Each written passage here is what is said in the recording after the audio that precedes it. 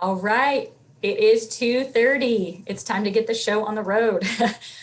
Good afternoon, everyone, and welcome to the new and transferred student session in creating IEP transactions. My name is Christy Swenson, and I am a program manager with SACE. We have actually presented on this topic quite a few times. If you attended our summer webinar series, we actually have this information posted in the Help Center as well. But as we can see, if you were in the CalPAD session, we are continually receiving new information and clarification on when IEP should be adopted and what types of IEP should be adopted, as we had just discovered that amendments now need to be adopted as well. So with all this new information, this is why we're continually making updates in the system, letting you know ahead of time, what these changes are. And then most importantly, hoping to be able to explain this verbally to you. Hopefully by the time we leave here today, everybody's a pro in adopting IEP transactions. I know that was a lot of the questions in the CalPADs is how do we adopt? And the adopt and create transaction is the same term, it's just interchangeable. You're adopting the IEP, which means you're creating a transaction for it in the district. So it's the same thing there. So before we begin real quick, let's just do a quick Zoom recap. I'm sure you've done a recap in all of your sessions, but I still get a lot of the same questions in each of the sessions. So let's go over that real quick. All right, so all sessions today are being recorded and they will be posted to the conference website after the conference. The materials have been posted to the conference website also, so I know there was a little bit of confusion on where to actually find those materials. So I'm just going to go ahead and show you here on the conference website, right next to the session title is the attachment icon. So just click on the attachment, and then this is how you can download the PDF of the materials today. All right, so everybody is muted. But if you do have any questions throughout the session, do not hesitate to ask your questions in the Q&A. We have Anna and Nora who will be manning the Q&A for this session, and they will just be replying as fast as they can to all of the questions that come in. And if at the end of the session we do have time for a verbal Q&A, they will go ahead and pick some questions at random for me to answer. After the session or after the conference, we will actually download the Q&A as well and send it to all the attendees of the session so you guys can have that information. We also have closed captioning available. So if you do need that option on your Zoom toolbar, there's an icon that says CC, and that is to start the closed captioning. All right, so what's the deal? I feel like I say this to myself every single day. What is the deal? And the deal is a couple different things. One, we are trying to help all users stay aligned with the CalPAD's requirements and guidelines and such. So as we all know that when a student transfers into the district, they have to adopt that student's active IEP. They have to adopt that IEP into the district to submit that to CalPADs. Any district level user with the permission to create CalPADS transactions can adopt those IEPs. So when the student comes in, and that is the purpose of this session, is to show you how to actually adopt those transactions. A second thing is to make sure that IEPs and amendments are accurate. That has just, I feel like, been a little convoluted discussion here, is that IEPs can only consist of 3 meeting types. You're either holding an initial, an annual, or a triannual, or I guess you can an annual and a triannual combination. But those are the only allowed meeting types. Every other meeting type is considered to be an amendment to that IEP or to that triannual or to that initial. So all other meeting types are documented as an amendment to the IEP. A triannual is not considered to be an amendment. If you were in the last session, we now know that on the amendment form, the meeting type field is not editable. So when you add an amendment for a triannual, there is nowhere to document that you are actually holding a triannual meeting because the meeting type field is not editable. So therefore, a triannual transaction would not be created to be submitted to CalPADS. That does have to be done on the future IEP. We added a new field, I think right before the end of last reporting year, that before year end, for the date student enrolled in district. That was a huge request because everything is aligned based on when the student entered the district. And in SACE, there is no field to indicate when the student actually was enrolled in the district. That's what was found in the SIS. So we did add that field based on user request. So that way in SACE, you can easily see when that student was enrolled in the district. For example, we just finished our, Census Day reporting that was on October 7th. And when you're kind of in like the thick of it, you're just a couple days before October 7th and you're really trying to focus on creating those errors. If a student maybe happened to transfer in on, let's just say October 15th, and you're trying to still correct those errors from the meetings that were all held before October 7th, you don't necessarily need to focus your efforts on fixing errors for students that transferred in after Census Day. So that date's going to kind of allow you to see where to focus your error correcting efforts, especially when we're kind of in crunch time. This field is not required, and it is not going to prevent you from adding a student, transferring a student, or affirming an IEP. It is just a highly recommended field to help out anybody who is needing to have this field information entered for any type of reports or comparisons that they're doing.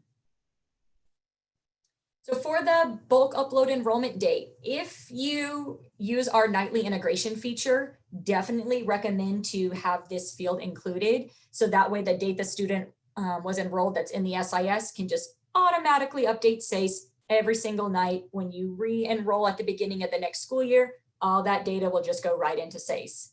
If you don't have our nightly integration feature, we do have a bulk upload feature, which will allow you to pull a file from your SIS and upload that data into SACE. And we just recommend doing that at least once a year at the beginning of each school year, once everybody has been enrolled in the SIS, to upload those enrollment dates into SACE. And it is the most current enrollment date. So if they were just re-enrolled on September 1st, because that was the first day of school, then that's the date that should be in SACE, not that the date that they originally enrolled into the record district 3 years ago. So the add student form, this is kind of, again, where it all starts. When a student is added into SACE, so they are a new student, the date student enrolled in district field is here. That's where you'll enter the information that is found in the enrollment record.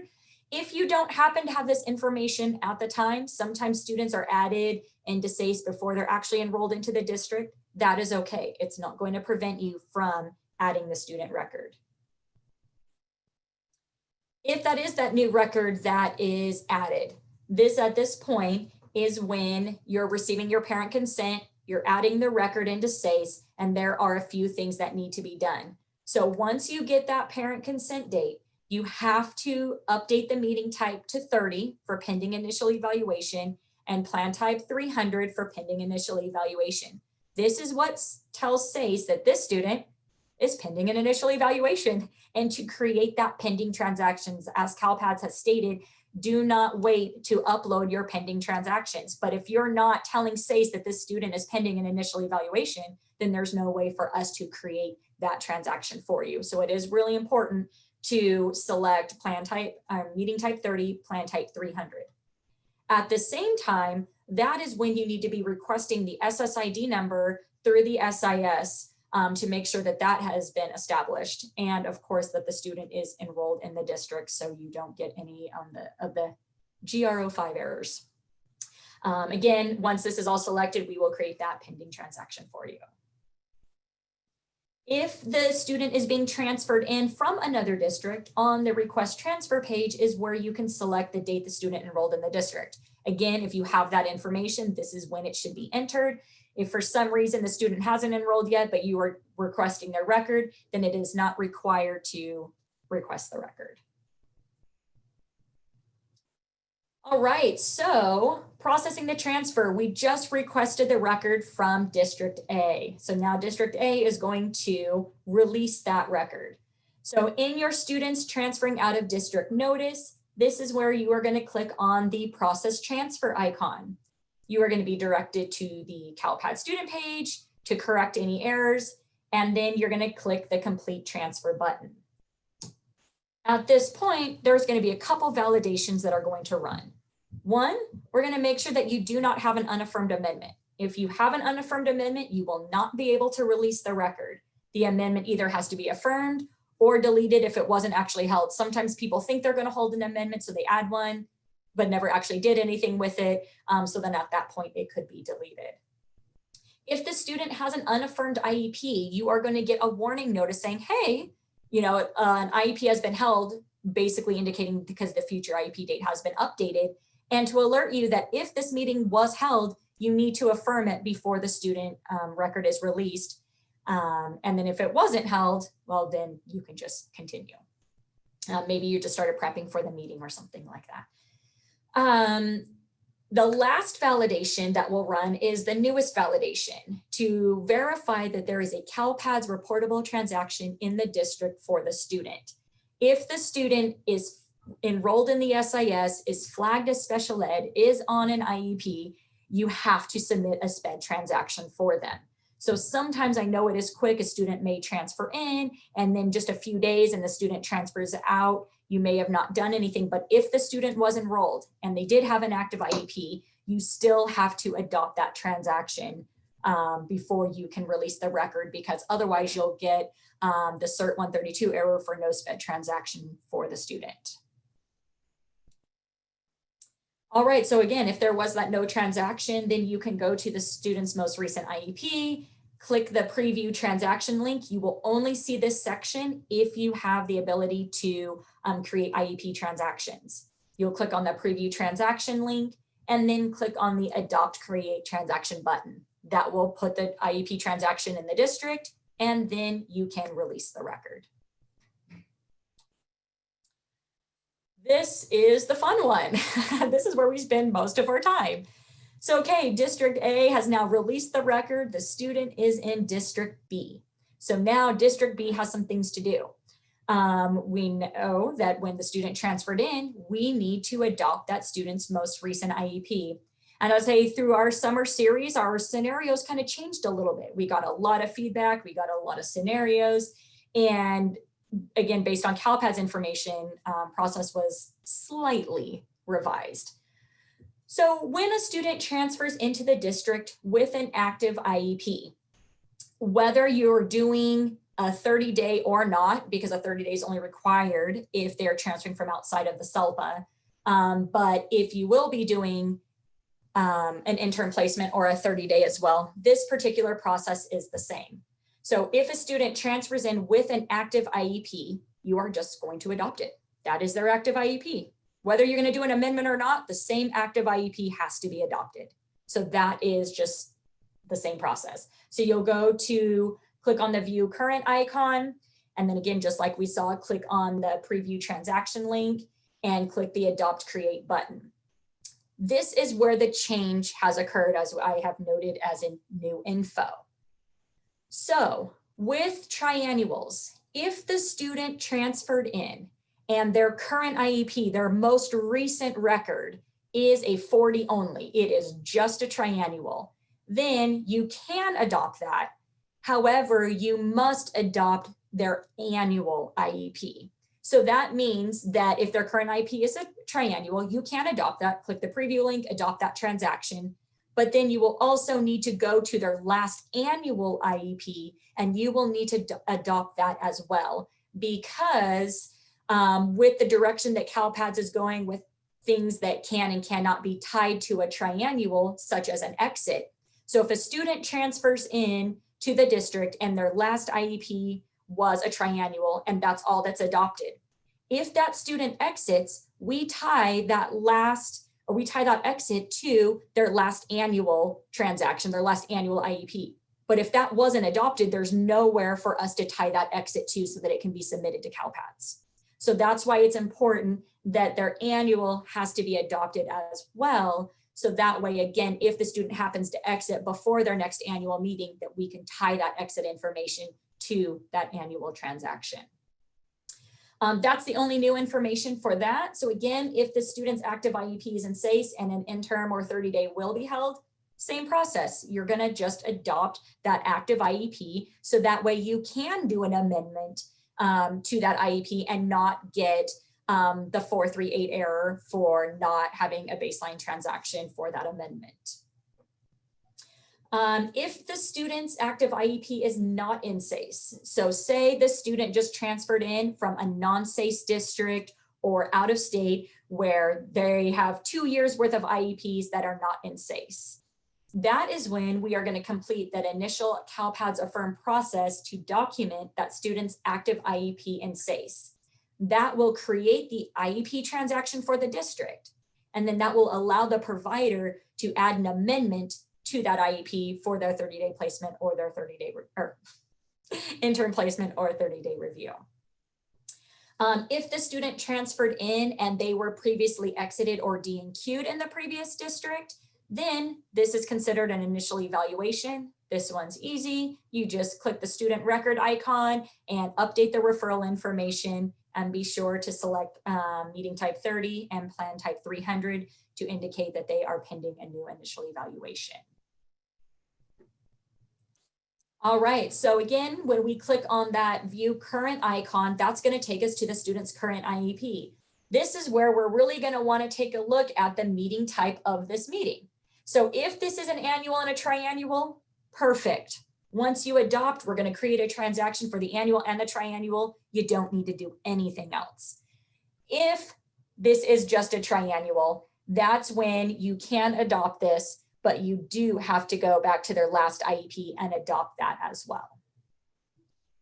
If you notice here that, oh, wait, this is 3 years old and I have a hard copy because I know they just transferred in from out of state, then we're not going to adopt the transaction. That's when we're going to do that initial CalPADS process.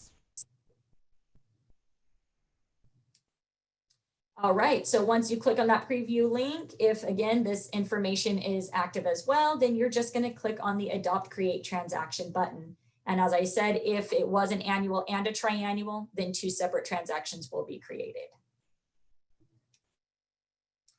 If the student's IEP is not active in SACE, as we just said, if they transferred in from a non-SACE district or out of state, this is when we are going to go into the initial CalPADS Affirm process. We are not going to adopt their most recent IEP in SACE because that's really not their most recent IEP. That's just the last thing that happened when they were in SACE.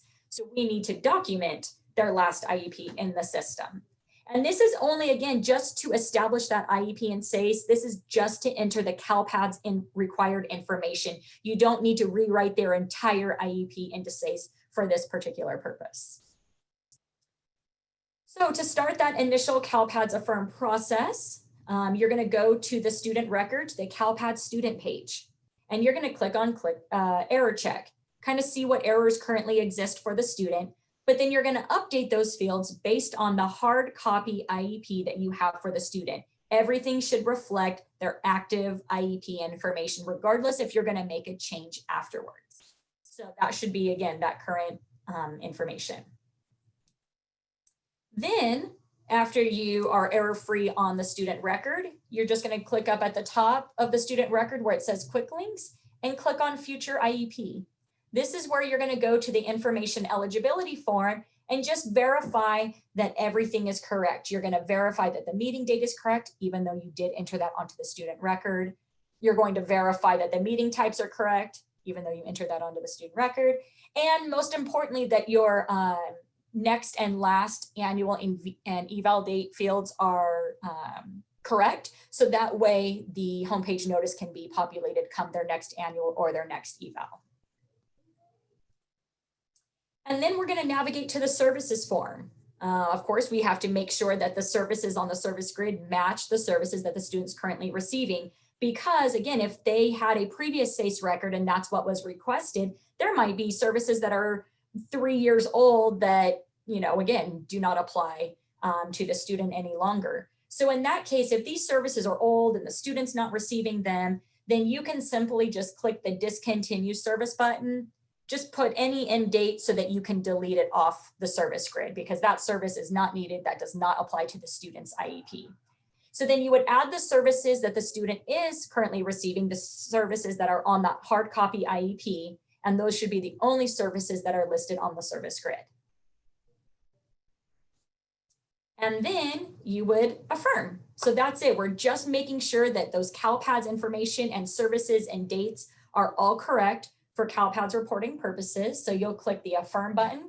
Again, verifying the meeting date, that this is their hard copy IEP, most recent IEP date, that this is their most recent meeting type, and then that these dates are correct again to populate your homepage notice. You can also enter in the affirm remarks, if you would like, that this is an initial CalPADS affirm to document the student's IEP and SACE.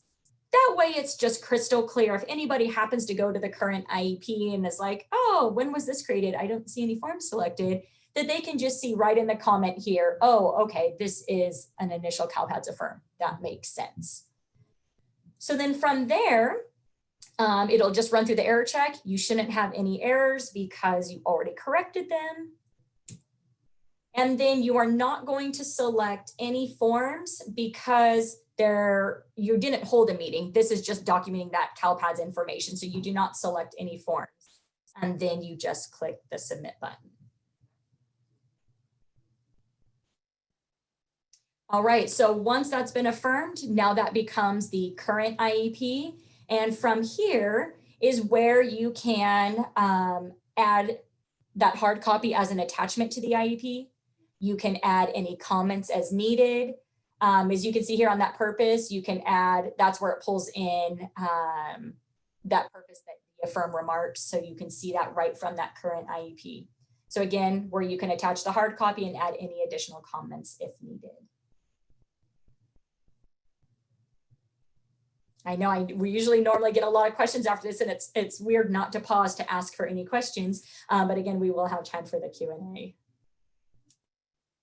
All right, so for students that transferred into the district where this is considered an initial evaluation because they were previously exited or DNQ'd, then this is when you click on the student record icon, and then where you enter the plan type 30, meeting type 30, plan type 300.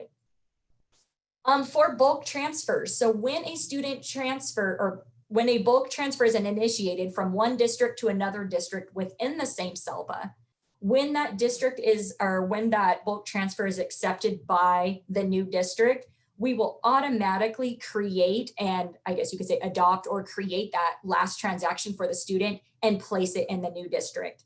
Because sometimes 100-200 students can be bulk transferred at one time, and we are not going to stick District B with adopting 200 transactions. We will automatically do that for you because we know that these students are active in SACE. You're only transferring over your eligible students.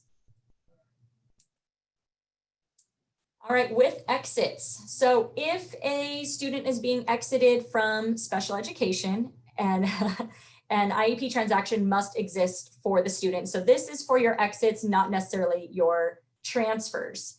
So this is the same for the exit process. If the student is exiting, then we have to tie that exit date and reason back to their last annual transaction or their last meeting. So with the exception of a triannual. So that's why it's important that you adopt that student's annual. So like we said at the beginning, where if the student transfers in with just a triannual and then the student exits, if you did adopt that annual, now we can appropriately tie that exit date and reason to that transaction.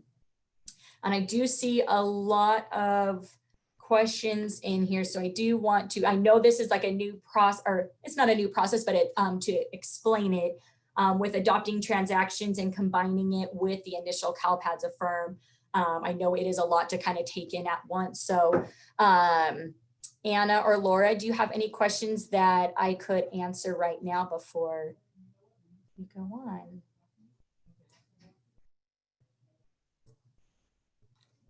Anyways, okay. If you guys have a question, you can chime in. I'm going to go on here. So I see one of the questions is, if we adopt the last full IEP from the previous district, wouldn't the amendment already be attached to the IEP we are adopting?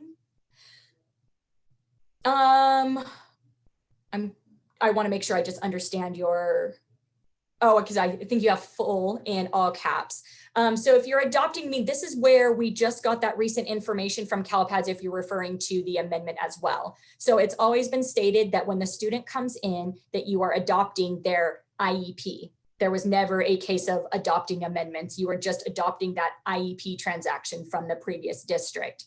Now what will happen once the process is created, again, I can keep saying we just got this information, is that we will allow the most recent, and I will say meeting instead of IEP. I think the term in CalPADS is a little interchangeable, where the last meeting, so if that last meeting for the student was an amendment, then that will be able to be adopted. And again, that's just only to tell CalPADS that, hey, I have the most recent record for that student in this district. You're still gonna hold your amendments as normal to that IEP.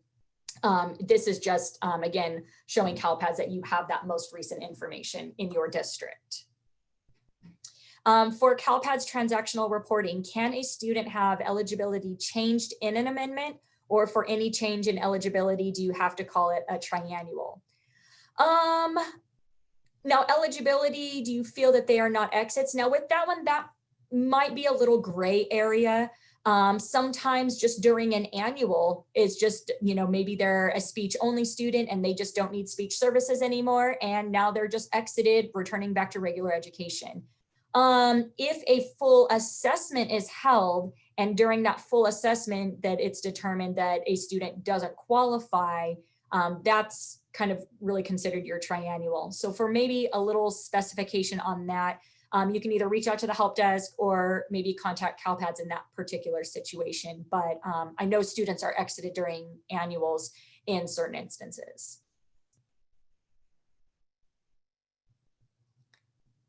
Let's see here. What if you have to hold a 30-day as well? Does it become a 30-day annual to create that transaction, even if their actual meeting may not be held for months? So the point is adopting that transaction to have a transaction in your district. Now, depending on when you're going to hold that 30-day or that interim, you do have that 30-day kind of time frame to hold that next meeting. What if you have, I want to make sure I'm answering this correctly. What if you have to hold a 30-day as well? You mean as well as what? An interim, or I'm just trying to make sure. If the student comes in and again, and you adopt that meeting, and I know sometimes I hear a lot, I try to stay out of the when to do an interim versus a 30-day because I feel like a lot of people interchange when they do that. So I just try to stay out of that piece. But if for some reason a student does transfer in and you are going to hold a meeting kind of immediately because you need to, hey, we don't actually provide this service at all, so we're going to hold this meeting to say that we can't provide the service at all, but yet we're going to hold another meeting maybe in 30 days. In that particular type of instance, yes, you're adopting that IEP. You're going to hold that meeting to document the immediate change. And then, yes, you can hold another amendment to document another change or another meeting at that time. So you can hold multiple amendments. The only thing is you just have to adopt that original IEP transaction. Let's see here. What happens if you never get the assessment plan back from the parent and the student sits in pending status for a month? Does that create errors? It doesn't create any error. Once they're pending plan type 300, we're just going to create a pending transaction. I mean, that's going to get submitted to CalPADS. The only issue that it's going to cause is that if you do submit that pending transaction and saying you got parent consent on this day, then if it does go over the 60 days, of course, then you're overdue. But it sounds like in that case, you never got the assessment plan back. So does that mean if you never got the assessment plan back that the parent didn't actually consent to the assessment plan? That's what I would just need clarification on. Okay, let's see here. I'm going to scroll through a couple more because I know that there's a lot of questions in this area. And there are some ones that I am scrolling through. They do require a little bit more extensive thought, a little bit more research. So I'm going to save those ones for a little bit towards the end, or may need you to reach out to the help desk. So like the CERT 132, that's the one, I mean, that I can go with for sure, as that as SPED transaction is required. So the students enrolled in the SIS, they have an active enrollment, they're flagged as special ed, yet no special ed transaction was submitted for the student. So that's really what the error is. So we just need to go into SACE and figure out why a transaction was not created for the student. Was a meeting not held? When the student transferred in, was the IEP not adopted? So we would just have to go and see why there is no transaction for the student, and then we can tell you what should be done to correct that error.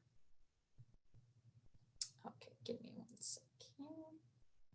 All right, and so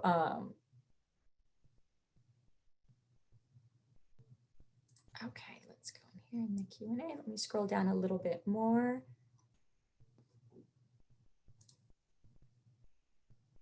Okay, and so with that, there we go. I'm getting some chats as well as looking through the Q&As in here too. And for clarify, and thank you guys too. I mean, you guys are in the field. You guys are the SELPA and district level users. You guys have a lot of that more special ed type through there. So with, I am going to retract my statement about the exits for the speech only kids. That was my mistake. That does require an assessment to exit. So yes, if a student is going to exit, then yes, an assessment is needed. Thank you for that.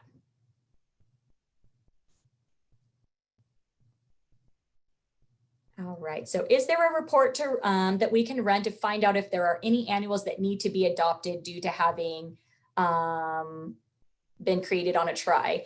Not particularly about that. We have a CalPADS alert section that will alert you if there are no transactions for the student in the district, but not just that. The only transaction that exists for the student is a triannual. We don't have an alert like that as of now. If you want to send that to the help desk so we can think about a way that maybe that can possibly be done, then that's something that we can look into.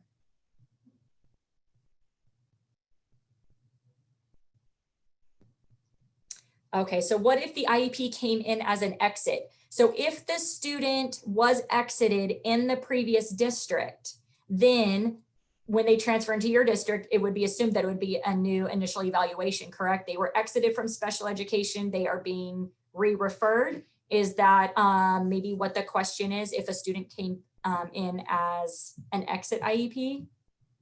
In that case, again, this would just be a new assessment for the student.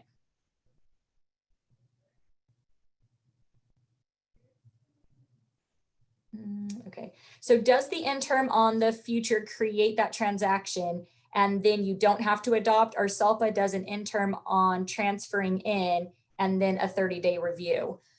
I know that there was a lot of variations that kind of districts or SELPAs were trying to agree on this process, when to adopt, where to do interims and stuff. So an interim is not a full IEP. An interim is an amendment to an IEP. You are just making a change until the next IEP is held. So there is not so that's why on the future IEP, the only allowed meeting types is initial, annual, or triannual. Those are the only meetings that can be done on the future IEP.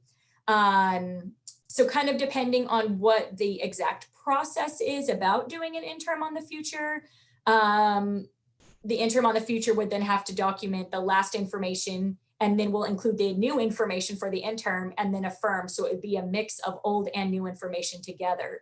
So I don't know if that would necessarily be the best option.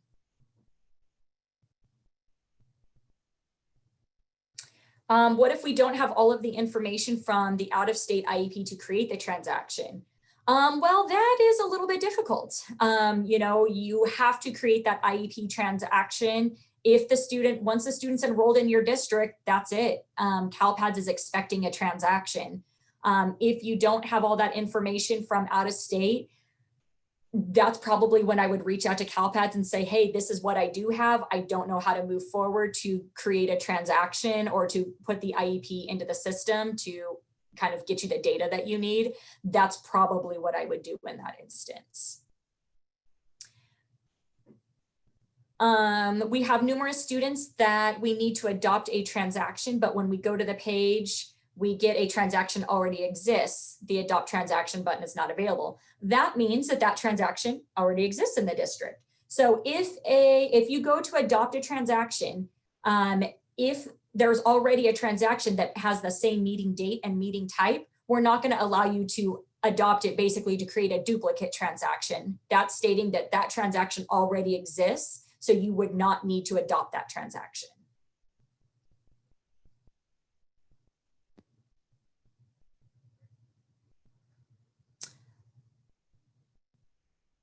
Okay, so we got a couple questions, 2 in a row about can we clarify the initial CalPads process? I'm not sure if I got that before I reviewed the process or if it came in afterwards.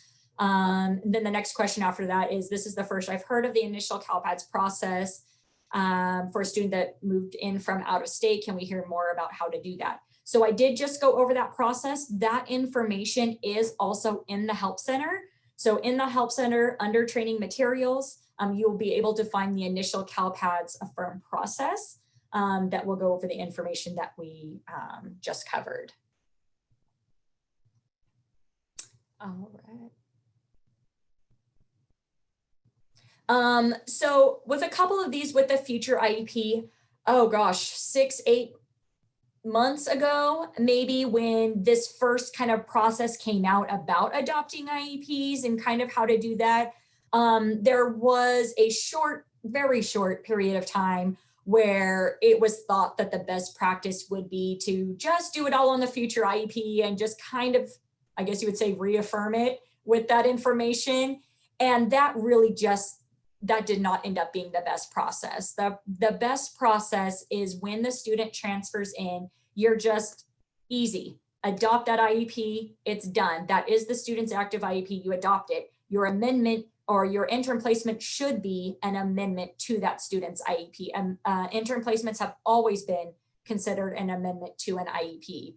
But with this kind of rollover with the CalPads and this whole interim placement process, it was thought that going to the future may be the best option, and it just didn't turn out that way.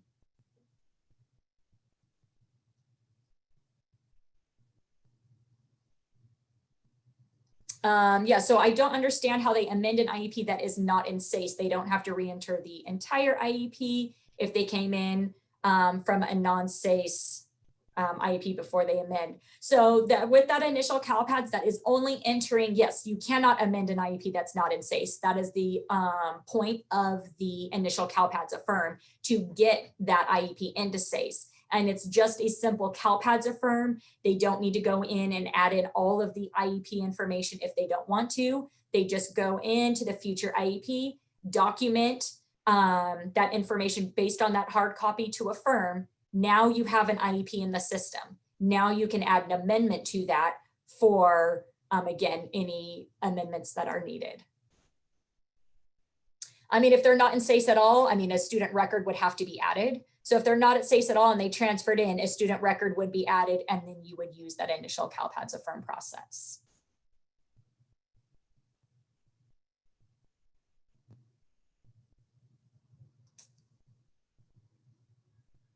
Okay, so I'm just scrolling through the list real quick.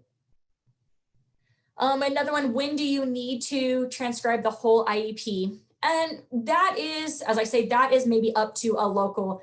For reporting purposes, you don't have to until that next IEP is held. So if, so the question was, when do you need to transcribe the whole IEP? So for this initial CalPads Affirm, this is only for students that are transferring in from a non-SACE district where their IEP is not in SACE. That is when you would at least get that CalPads information in to affirm it. Now you have an IEP, now you have a transaction.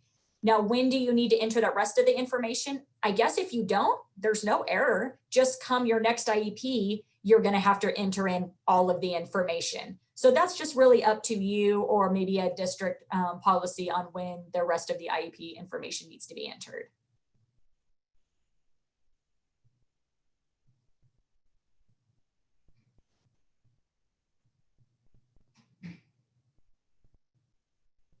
Okay, let's see here. Yeah, so for the students that are transferring in from the non-SACE, who's going to be actually entering that information? That would be the case manager. So the case manager will have that IEP, that hard copy. They're going to be the ones entering it into SACE and affirming it. Yes. We just get another question is, can we go through the process if a student was exited and returned to general ed and then was recommended for services again? So if a student is exited from special education, okay, they've been exited, they're done, and whatever time frame later the student is being reassessed for special education, then their record is going to be reactivated and the referral fields are going to be updated. So there's a new referral date, a new referred by, a new parent consent date, and then again, meeting type 30, plan type 300 to document that they are pending initial evaluation, and then moving forward, just the same as if it was a new student that was referred. The only difference is that you're just going to reactivate their record and then update those referral fields. The date, initial date of entry will never change. So if the student was made eligible when they were 4 years old and then they exited when they were 6, and then maybe when they are 15, they are re-referred, their initial entry date remains when they were 3. That date will never change.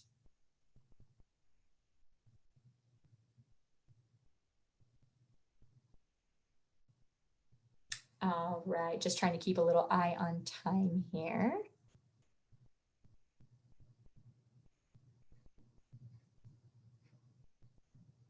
And as I say, we get a couple, as I say at the beginning, or when SELPAs were developing their own process, maybe about using the future IEP for that intern placement form. Now, depending again, they're asking, is it going to create a lot of errors? Well, you would have seen the errors that would have been created by doing this process.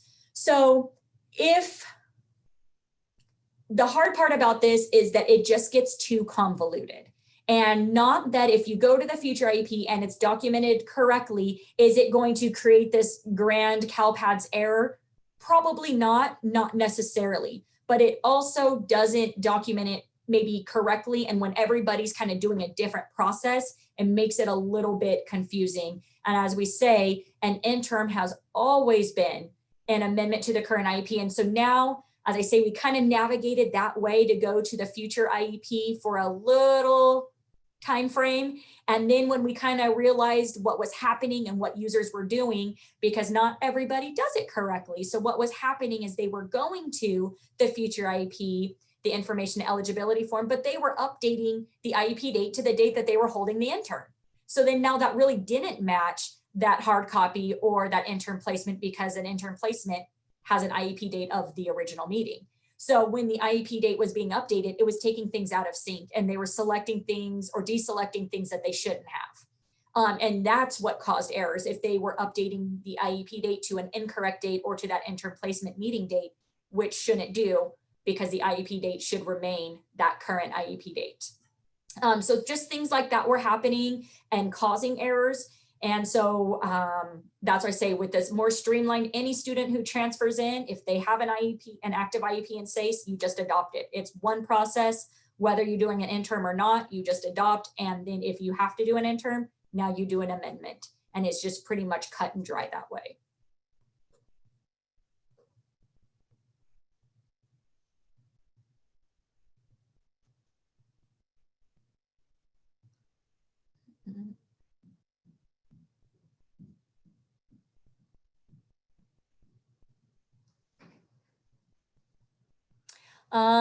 This is just kind of a other question here. So about uploading. So this is actually kind of a good one because this is a common question as well. So the user is trying to upload the hard copy of the IEP from an out-of-state IEP, but they're saying that they cannot upload more than 15 pages or so for an attachment size. Why can I only upload 15 pages? Is it user error? Kind of. Yes, you can upload more than 15 pages into SACE. You can upload up to 6 MB. And when we try to, 6 MB is about, I think it was like 1,000 Word document pages. So yes, there is plenty of space in the upload.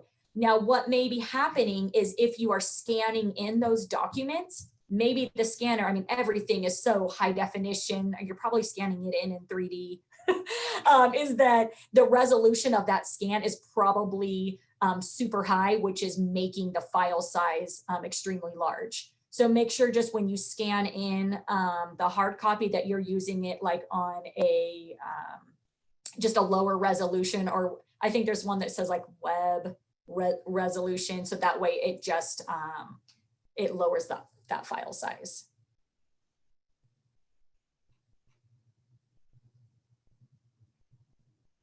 I do see a couple pretty specific questions about a student. So if you are not getting your questions answered here verbally, definitely do not hesitate to contact the SACE help desk. So that way we can actually like look into the issue and try to see why you're getting this particular error. It's kind of hard to answer error questions on the fly because I actually kind of need to see the student to see what's happening. So yes, definitely email into the help desk for those particular questions. So how do you write? Good question, Julie, because this kind of relates to the other one about when do you have to write IEP information in the system. So it says, when do you write progress on goals for a non-SACE transfer? So I would assume that if you only did the initial CalPADS affirm, that does not require that goals are added for that particular type of affirm. But if you want to be able to write progress on those goals, then yes, the goals would have to be added so that way you can do progress. So after you do that initial CalPADS affirm and kind of get that locked in, you can do it at the same time. You can update info eligibility, then go to services. And then if you want to go to goals to add in the goals and then affirm, that's okay. We just have to make sure that at least the CalPADS information is entered. I'm gonna try to answer one more because they will cut me off in 3 minutes. So I don't want to get cut off in the middle of answering one of your guys' questions. Tips, oh, of course, then I pick maybe a long question. Tips for transferring in with an overdue IEP. I don't necessarily know if I have a tip for that, but if the IEP is overdue, then there would be some type of maybe, I guess I would say investigation or research as to why a meeting hasn't been held. But all that really needs to be done is when that next meeting is held, then you just need to document the correct delay reason that the student transferred into your district with an overdue IEP. So that should be code 50 for transfer. So yes, I don't necessarily have a tip if they just transferred with an overdue because we'd have to see why it's overdue, why hasn't a meeting been held. But what I do know is to avoid the CalPADS error for your district is to document that the student did transfer in with an overdue. So selecting 50 for the delay code. All right, so that was gonna go in there. Oh, goodness. I did, oh, sorry, answer too much questions. So on there in 2 minutes, I'm gonna get the last, we do have the missing transactions, which we talked about a little bit, is that if the student does not have a transaction in the district, then they will display on the missing transactions page. This is where you can see where they enrolled and if they have an IEP date. And then from here, you can go to the student's IEP. And if it is their most recent record, you know, they did transfer in and such with an active IEP, then you can adopt their IEP. The 30-day placement or the intern placement 30-day review, any student that transfers into the SELPA, you will get a 30-day alert on your homepage to indicate that an intern placement would need to be due. Again, there are different situations when an intern placement would need to be due. So this is just a general notice as it is required if they are doing a SELPA to SELPA transfer. You'll get the 30-day projection, and then the student will remain on the notice for up to 14 days after that 30-day projection, just to give you a little bit of a buffer in case it took a couple days for the student to actually get enrolled. And I'm going to end it right there in case I get cut off. Thank you so much, everybody, for attending this session. I hope you learned a lot throughout this conference. And again, don't forget to download the training materials, and we will post the video to the website once they have all been created. Thank you again, everybody.